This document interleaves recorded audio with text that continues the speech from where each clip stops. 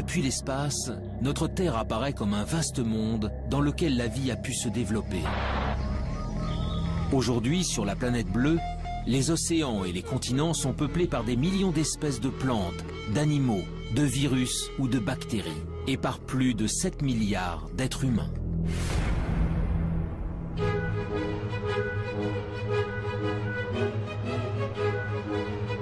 Mais dans l'immensité de l'univers, notre Terre n'est rien d'autre qu'un minuscule confetti. Loin, très loin de nous, se trouvent des milliards de galaxies, d'étoiles et de planètes. Alors, est-il possible que parmi ces mondes inconnus, situés à des années-lumière du nôtre, d'autres êtres vivants aient pu prospérer? La vie sur Terre serait-elle une exception, le fruit d'un hasard unique et singulier?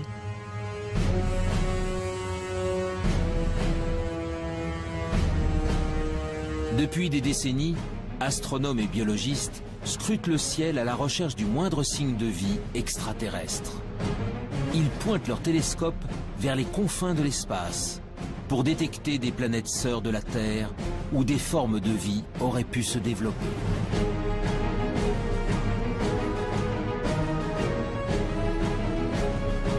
Dans le monde entier, des hommes et des femmes tentent de résoudre enfin l'une des plus grandes énigmes de l'humanité. Sommes-nous seuls dans l'univers?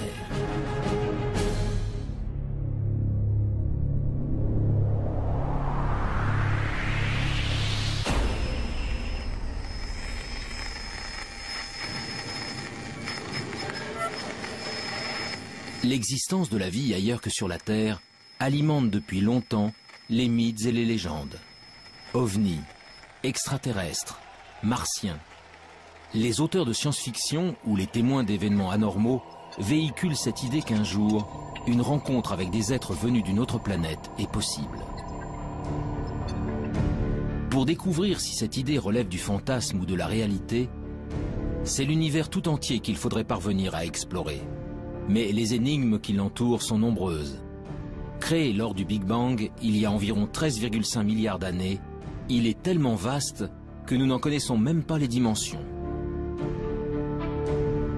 À l'intérieur se trouveraient des centaines de milliards de galaxies, et dans ces galaxies, des centaines de milliards d'étoiles.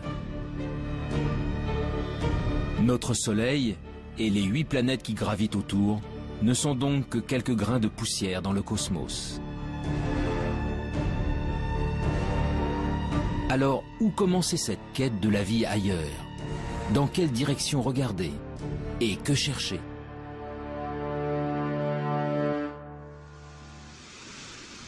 Il y a 50 ans, un ambitieux programme de recherche a tenté le premier de répondre à ces questions.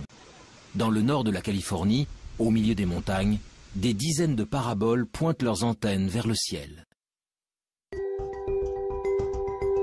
Elles sont le cœur du programme SETI, pour Search for Extraterrestrial Intelligence. Depuis 1960, elles captent 7 jours sur 7 et 24 heures sur 24 les ondes radio en provenance de l'espace. L'objectif, détecter un signal venu d'ailleurs, envoyé par une autre civilisation. Dans l'univers, de nombreux objets célestes produisent des ondes radio. Pour déceler un éventuel message intelligent, les scientifiques tentent donc de capter ceux qui ne ressemblent à rien de connu. Une mission pour le moins ambitieuse, mais dont les chances de succès se révèlent très réduites. Au début, ça a enthousiasmé l'agence spatiale américaine qui a commencé à mettre des télescopes un peu partout. On a Arecibo, puis des champs de télescopes pour essayer de scruter le ciel. Et puis, on s'est aperçu, avec l'augmentation des connaissances, que c'était vraiment un pari comme la loterie. Tout le monde espère gagner, mais il n'y a qu'un gros lot. Là, on ne sait même pas s'il y a un gros lot. Les recherches menées par le programme SETI ont en effet une limite de taille. L'hypothèse de départ est que si elle existe, une civilisation intelligente utiliserait des ondes radio pour communiquer. Or, pour de nombreux scientifiques, cette probabilité est extrêmement faible. Et même si c'était le cas, les chances de percevoir de telles ondes émises à des milliers d'années-lumière de nous sont infimes. L'utilisation des ondes radio pour communiquer est quelque chose qui, sur Terre, a à peine un siècle. qui va peut-être durer encore un petit siècle, quelque chose comme ça. Après, on trouvera d'autres systèmes, ça sera câblé, etc. Donc, on n'émettra pas grand-chose autour de soi. Deuxièmement, la puissance d'émission est limitante, puisque, bon, même si on émet beaucoup sur Terre, la puissance émise et rayonnée autour est infinitésimale. Et elle s'affaiblit par rapport progressivement avec la distance. Ce qui fait que, pour capter quelque chose, il faut d'abord qu'il y ait quelque chose qui soit émis. Personne, bien entendu, ne sait. Il faut que ce soit émis assez fort, au bon moment, parce qu'autrement on risque de passer à côté. Et il faut qu'on ait des instruments extrêmement sensibles pour être capable de détecter cette émission. Malgré ses limites, le pari du projet SETI fait aujourd'hui encore l'objet de nombreux espoirs. Mais tandis que certains attendent patiemment de recevoir un signal émis par une civilisation intelligente, d'autres spécialistes se sont engagés dans une quête bien différente. Celle de la vie sous toutes ses formes possibles. Sur Terre, elle revêt une multitude de formes, des êtres complexes dotés d'intelligence jusqu'aux végétaux et aux bactéries les plus primitives. Alors, si la vie est apparue ailleurs dans l'univers, à quoi pourrait-elle ressembler? Pour le savoir, il faut d'abord définir précisément ce qu'est le vivant, et surtout connaître en détail les ingrédients essentiels à son apparition. Mais on a beaucoup de mal à définir la vie. Et généralement, on ne sait pas définir de façon extrêmement stricte la vie. Je prends un exemple simple. Un grain de sable, c'est pas vivant, ça tout le monde est à peu près d'accord pour le dire, comme un gros caillou. Bon. Nous, on est vivants, on est tous à peu près d'accord pour le dire. Un virus, on ne sait pas trop si c'est vivant ou pas. On ne sait pas où mettre la définition. Donc on a un problème de limite. Le principe de base de tout être vivant est sa capacité à se diviser, à croître et à transmettre de l'information à sa descendance pour évoluer. Pour chercher si la vie a pu se développer sur une autre planète, des chercheurs tentent de découvrir comment elle y est parvenue chez nous, sur la Terre. Leur objectif ? Remonter au premier temps de l'histoire de notre planète pour connaître les formes de vie les plus simples qui peuvent exister. Des formes de vie qui pourraient être à l'origine de toutes les autres.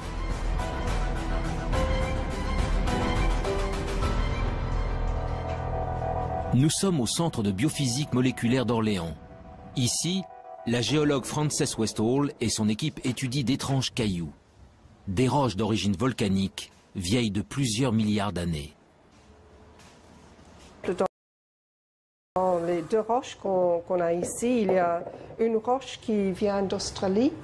Elle est vieille de 3,5 milliards d'années et ce sont des cendres volcaniques qui ont été déposées en effet sur une plage. Cette roche-là, qui est très très lourde, vient d'Afrique du Sud. Elle est presque aussi vieille, 3,3 milliards d'années. Cette roche aussi, vous voyez, est laminée. Les laminations vert et noir, ce sont des laminations de sédiments, différents types de sédiments. Le vert, ce sont les sédiments volcaniques, les grains volcaniques, les sables volcaniques.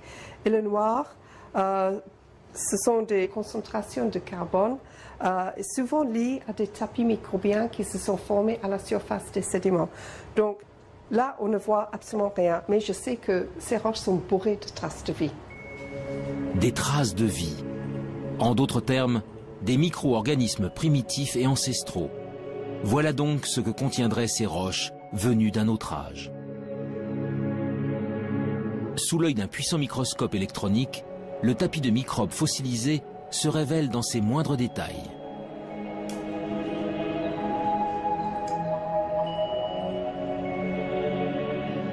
Oui, ici on voit tous les filaments qui ont formé la surface de ce tapis.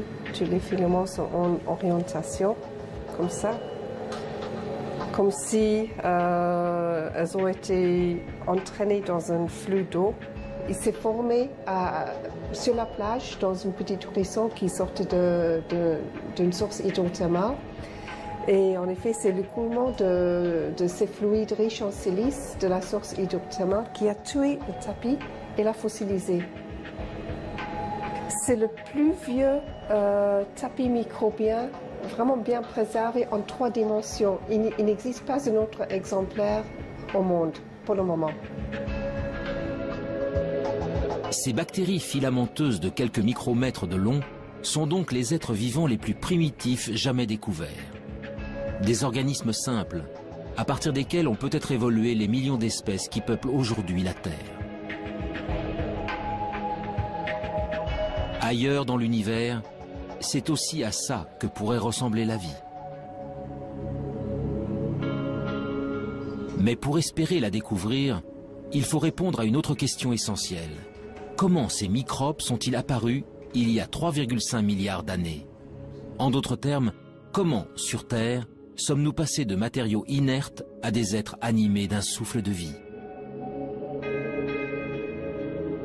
On n'a pas les réponses sur Terre. Et je ne suis pas sûr qu'on puisse la trouver un jour sur Terre. Bien sûr, on la cherche. On cherche surtout à dire, est-ce qu'on a des chances de la trouver? Par des expériences de chimie de laboratoire ou par de la géologie en allant plus loin. Mais là, il y a un trou. Et donc ce trou-là, l'apparition de la vie, le passage de l'inerte au vivant, actuellement, on ne sait pas y répondre. Et c'est tout le thème de la recherche de l'exobiologie et de l'origine de la vie. L'instant décisif où la vie a fait son apparition pour la toute première fois restera longtemps encore un mystère. Mais depuis plusieurs décennies, les biologistes ont malgré tout avancé à pas de géant dans leur compréhension de l'émergence du vivant. Tout a commencé en 1953, avec une expérience inédite réalisée par Stanley Miller, un jeune chimiste de l'Université de Chicago. Stanley Miller a fait une expérience. Il a dit, je vais prendre des ingrédients, comme si c'était de l'atmosphère primitive, et puis je vais faire des décharges électriques dedans, et je vais voir ce qui se produit. Et c'est comme ça qu'il a fait une des premières démonstrations, et la première démonstration historique, qu'à partir d'éléments simples, le gaz carbonique, CO2, l'eau, H2O, l'ammoniac, NH3, ou l'azote, N2, donc des éléments simples, communs, etc., avec des éclairs électriques, en refroidissant, on était capable de produire des molécules comme celles qui fabriquent la vie telle que nous la connaissons, des acides aminés. Les acides aminés sont considérés comme les briques du vivant, des éléments primordiaux à la base de chaque organisme, du plus simple au plus complexe. Sur Terre, ils sont au nombre de 20. En s'assemblant les uns aux autres, ils forment les protéines, de longues molécules qui composent les cellules et assurent toutes les fonctions de l'organisme. Pour la première fois, Stanley Miller démontre que ces molécules peuvent se former spontanément à partir d'éléments simples.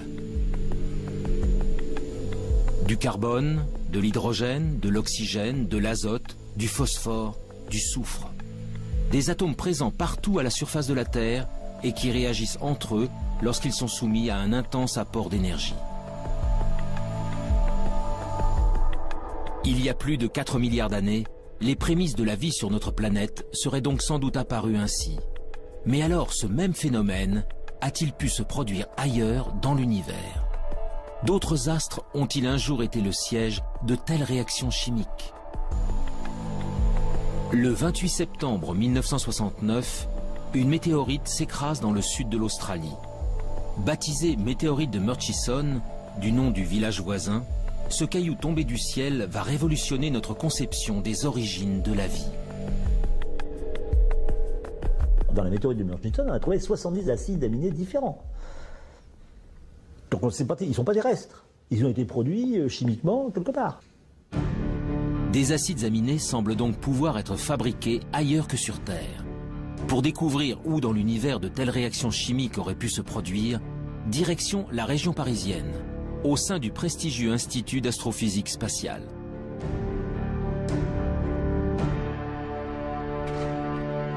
Ici, Louis Dandecourt et son équipe s'intéressent depuis de longues années à des corps célestes bien particuliers, les comètes. En ce qui concerne les comètes, eh bien disons, ce sont au moment de la formation des planètes, tout ne s'est pas formé en planètes, il est resté énormément de micro-planètes qui ne se sont pas complètement formées, qui se sont agrégées. Donc tous les grains qui sont des grains souvent de matière minérale, des grains de sable à la limite, se sont recouverts d'eau sous forme de glace, bien entendu, hein, c'est pas de l'eau liquide, et ces objets, quand ils se rapprochent près du Soleil, la glace fond, elle pousse les poussières qui se sont agglomérées au départ, et c'est ces poussières qui font qu'on voit une très belle queue sur les comètes. Ces agrégats de roches venus du fond des âges, Louis d'Andecourt tente d'en reproduire la structure dans son laboratoire. Son objectif ? Savoir si, au cœur des astres glacés se cachent, comme sur certaines météorites, les briques essentielles à l'apparition de la vie. À l'intérieur de cette petite enceinte sous vide, le chercheur injecte un mélange de gaz identique à ceux présents sur les comètes. De la vapeur d'eau, du méthanol, de l'ammoniac, du monoxyde de carbone. Puis il fait descendre le thermomètre jusqu'à -196 degrés, soit précisément la température régnant dans le vide intersidéral, aux confins de notre système solaire. C'est ainsi qu'il reconstitue artificiellement de la glace cométaire. Pendant 2 semaines, le mélange est bombardé par des rayons UV. Un rayonnement puissant qui équivaut à l'intensité émise par la lumière des étoiles pendant 1 million d'années.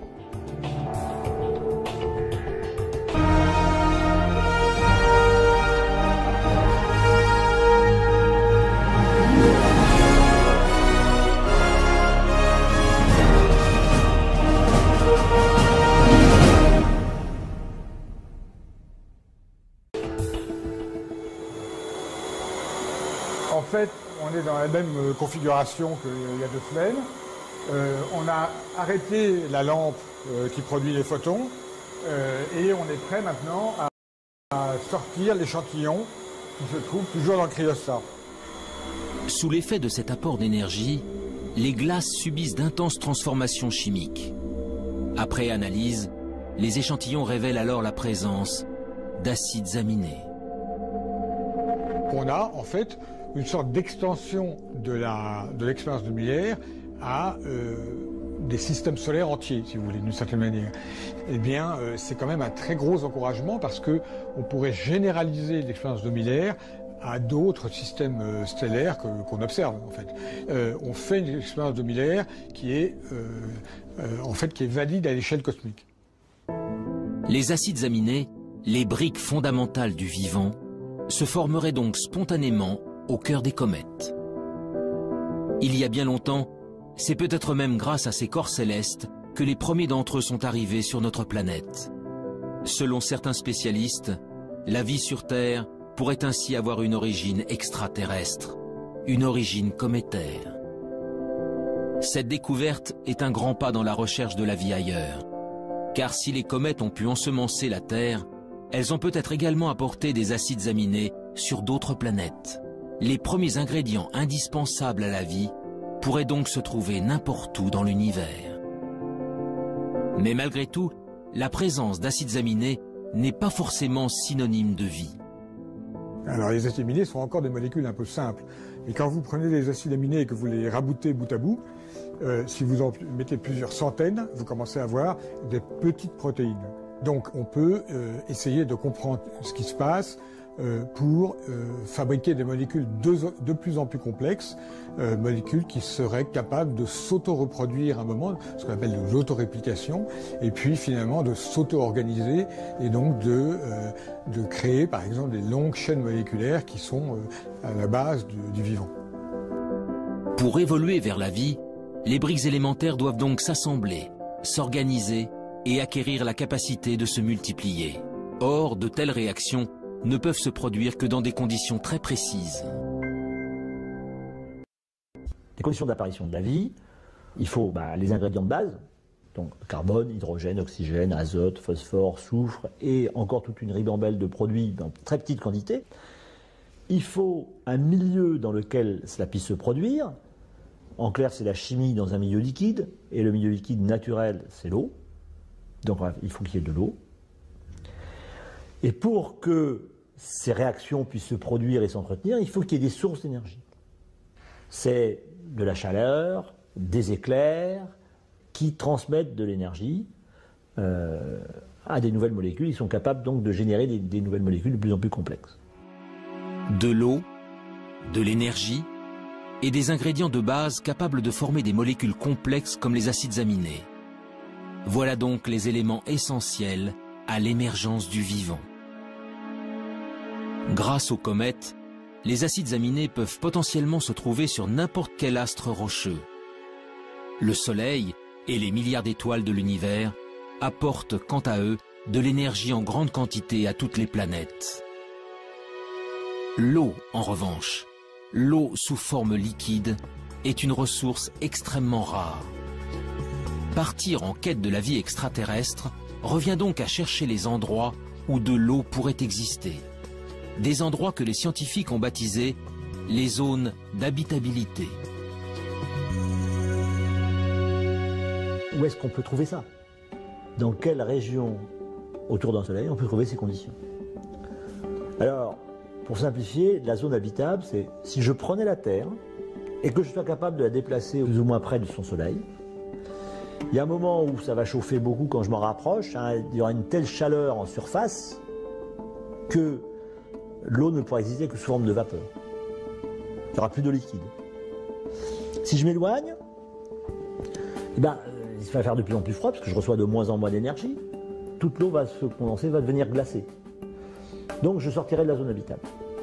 Donc ça me définit une zone habitable. Pour que de l'eau liquide subsiste à la surface d'une planète, celle-ci doit donc se trouver à la bonne distance de son étoile, ni trop loin, ni trop près. Dans notre système solaire, seule la Terre se trouve au cœur de la zone d'habitabilité. Mais pour de nombreux spécialistes, l'une de nos voisines pourrait, elle aussi, avoir abrité de l'eau dans le passé. Il s'agit de la planète Mars.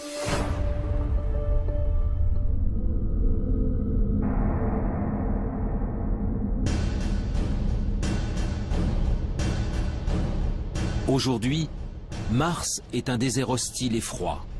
À sa surface, une atmosphère toxique et un désert rouge battu par des vents violents. Mais en se rapprochant, les traces d'un passé bien différent se révèlent. Des fleuves asséchés, des canyons, des deltas. Autant d'indices démontrant qu'autrefois, l'eau coulait à flot sur la planète rouge. Mars est en réalité à l'extrême limite de la zone habitable de notre Soleil. Il y a plusieurs centaines de millions d'années, elle était ainsi recouverte d'un vaste océan. Alors, cette eau aurait-elle permis à une vie extraterrestre de s'y développer? Et si oui, des organismes vivants ou fossilisés subsistent-ils encore quelque part? Depuis quelques décennies, la planète Mars fait l'objet de toutes les attentions. Américains, Russes, Européens y ont déjà envoyé près de 50 missions pour en percer les mystères. La dernière en date s'appelle Curiosity.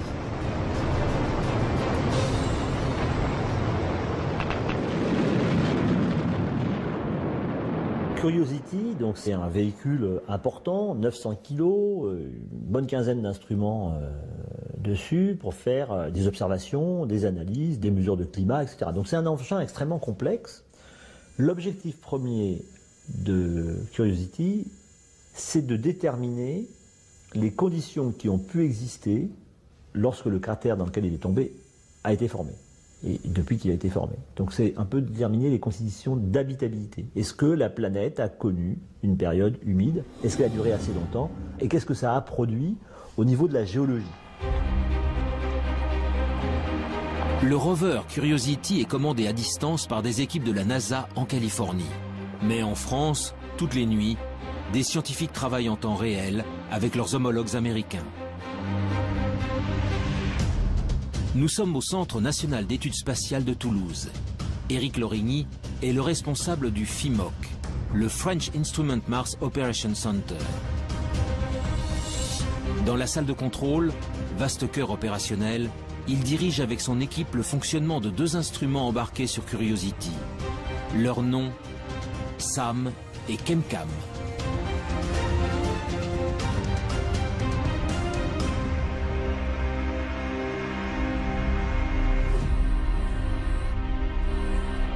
l'instrument CAM-CAM est un instrument qui envoie un laser sur des roches. Donc il envoie la puissance d'une centrale nucléaire sur 1 cm². Donc ça crée une explosion momentanée, mais très petite, sur la roche. Ça la met en fusion et la lumière émise par cette roche en fusion est analysée ensuite par des spectromètres qui permettent de savoir exactement la nature de la roche. L'instrument SAM, il analyse, donc il récupère des échantillons et il peut analyser soit de l'atmosphère, soit des échantillons solides et après déterminer là très finement la nature exacte de ce qu'il y a à l'intérieur de ces roches ou de cette atmosphère.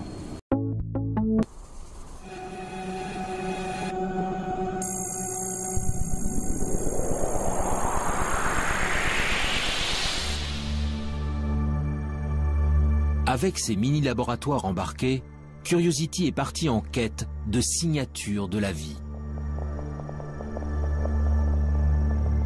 Très vite, ses premières analyses confirment que de l'eau a bel et bien coulé autrefois à la surface de la planète rouge. Mais pour naître et pour se développer, la vie a besoin de millions d'années. Alors, le précieux liquide est-il resté suffisamment longtemps? Pour le savoir, Curiosity a déployé son bras robotisé pour creuser le sol martien. Nous avons fait 2 forages à l'intérieur de la planète Mars. Donc ce sont des trous de 6 cm à peu près de profondeur et qui font le diamètre d'une pièce de 1 centime. Voilà. Et ces 2 forages que nous avons faits nous ont permis de découvrir de l'argile et de l'argile dans un milieu sans oxygène où la vie pourrait naître. L'argile est le fruit d'une longue dégradation de la roche par de l'eau. Sa présence est donc la preuve irréfutable que l'eau liquide a existé pendant longtemps sur le sol martien. Mais si la vie est un jour apparue sur la planète rouge, il est impossible qu'elle subsiste aujourd'hui en surface. Car Mars est en permanence soumise aux rayons cosmiques venus de l'espace. Des rayons puissants qui détruisent instantanément toute molécule organique. Le seul espoir viendrait donc des profondeurs de la roche.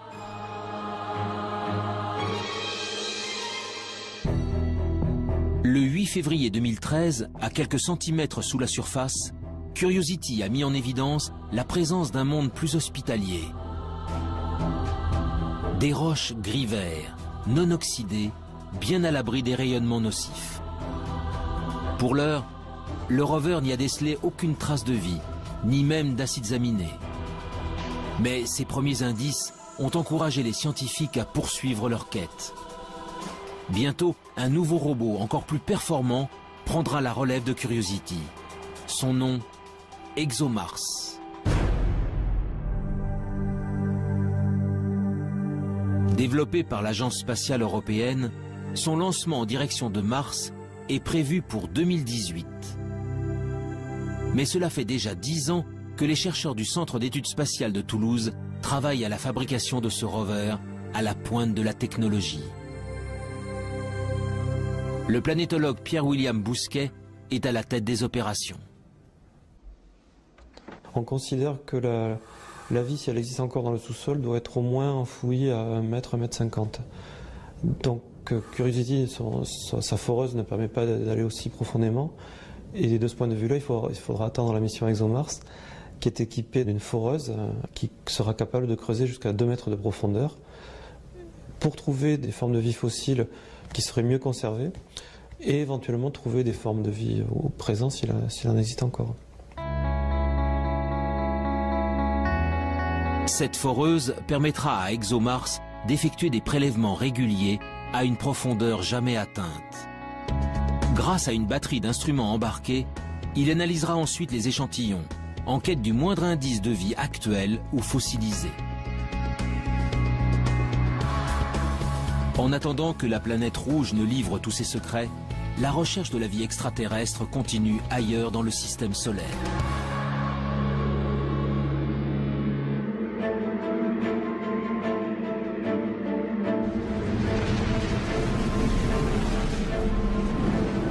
Au-delà de Mars, les planètes rocheuses cèdent la place aux géantes gazeuses. À plus de 800 millions de kilomètres de la Terre, Jupiter et Saturne sont les planètes les plus imposantes du système solaire. Composées principalement d'hélium et d'hydrogène, leur surface n'est autre qu'un vaste océan de gaz. Autour d'elles gravitent de très nombreux satellites naturels, des astres rocheux qui attirent l'attention des exobiologistes depuis de longues années. Nous sommes au laboratoire de planétologie et géodynamique de Nantes. Ici, depuis plus de 10 ans, le planétologue Olivier Grasset et son équipe tentent de percer les secrets des satellites des géantes gazeuses. Pendant longtemps, c'est-à-dire avant l'émission Voyager, on a toujours considéré que l'environnement externe, c'est-à-dire le monde au-delà de Jupiter, est un environnement très froid. Ce qui est vrai. Et très froid, c'est vraiment très froid. C'est-à-dire qu'à Jupiter, il fait à peu près moins 120 degrés Celsius. Et au niveau de Saturne, on est plutôt aux alentours de moins 150, presque jusqu'à moins 180. Enfin bon, ça commence à être vraiment très très froid. Et il est bien entendu que l'eau n'existe pas sous forme liquide. À la surface des lunes, au niveau des planètes, il n'y a pas d'eau liquide disponible comme on l'imagine sur Terre. Mais ce qui est vrai en surface n'est pas vrai en profondeur. Loin, bien loin du Soleil, les satellites des géantes gazeuses sont pour la plupart recouverts d'une épaisse couche de glace. Mais en 1979, la sonde Voyager 1 découvre Europe, la 6e lune de Jupiter. Les clichés révèlent alors une surface extrêmement lisse, la plus lisse de tout le système solaire, parcourue par de mystérieuses lignes sombres. 15 ans plus tard, la mission américaine Galileo livre des photos en haute résolution et vient approfondir ses observations. Une façon assez simple de l'expliquer, c'est quand on a des poches liquides en dessous. C'est beaucoup plus difficile à expliquer si on n'a que du solide en dessous. Il y a aussi des très grandes fractures, plusieurs milliers de kilomètres à la surface. Et ces fractures, en fait, on a pu voir qu'elles n'étaient pas faites de glace pure, mais qu'elles étaient faites avec un mélange de glace et de sel. Donc ça, c'est évidemment quelque chose qui très rapidement nous a fait penser, en dessous, il y a peut-être un océan liquide avec des sels, un océan salé. Parce que si à un moment je casse la croûte, l'océan salé remonte et puis ce qui va me rester, c'est cette signature de sel le long des lignes. En 1997, la mission Cassini s'envole à son tour pour explorer le système de Saturne. Et là encore, une lune au comportement exceptionnel va mettre en émoi la communauté scientifique. Son nom, Encelade. Jusqu'à la mission Cassini, Encelade est une lune parmi tant d'autres. Jusqu'au jour où Cassini survole la Lune et se rend compte qu'il y a un geyser, alors là un geyser géant, qui existe au niveau du pôle sud et qui évacue en permanence de l'eau liquide dans l'espace. Et Cassini est passé au travers de ce geyser et a démontré que c'était bien de l'eau, enfin qu'il y avait d'autres constituants, mais principalement de l'eau, ce qui nous a permis d'affirmer qu'il y avait une poche liquide sous la glace au niveau du pôle sud. Encelade, tout comme Europe, mais aussi d'autres lunes appelées Callisto et Ganymède, posséderaient donc de profonds océans.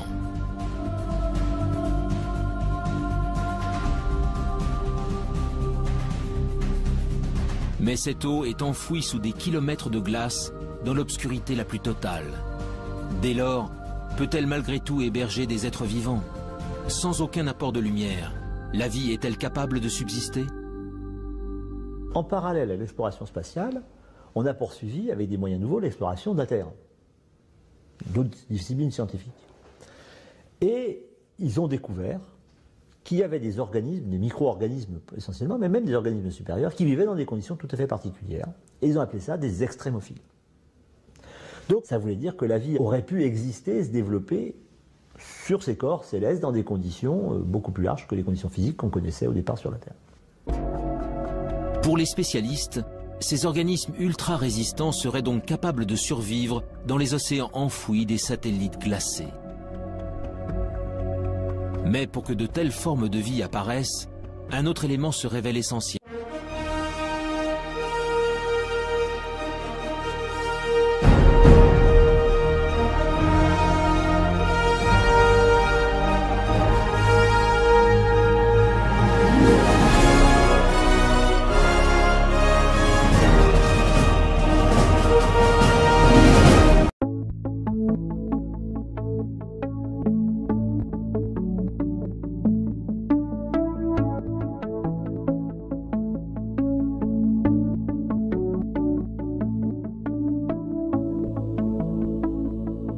And today's announcement of a really fascinating result about current water on Mars is one of the reasons why I feel it's even more imperative that we send astrobiologists and planetary scientists to Mars to explore the question of, is there current life on Mars? From the Curiosity rover, we now know that Mars once was a planet very much like Earth, with warm, salty seas, with freshwater lakes, probably snow-capped peaks and clouds and a water cycle, just like we're studying here on Earth with our Earth science satellites, the water cycle here on Earth. But something has happened to Mars. It lost its water. But we still have, in the atmosphere and on the surface, for the most part, but we still have this question of, did life arise on Mars once, and can we find out? Mars suffered a major climate change and lost its surface water.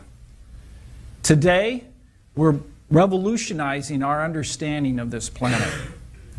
Our rovers are finding that there's a lot more humidity in the air than we ever imagined. As we ingest the soils, they're moist, they're hydrated, full of water. These discoveries are very important, but they were only part of the hydrological cycle on Mars that we're just now beginning to understand. What we're going to announce today is that Mars is not the dry, arid planet that we thought of in the past. Today we're going to announce that under certain circumstances, liquid water has been found on Mars.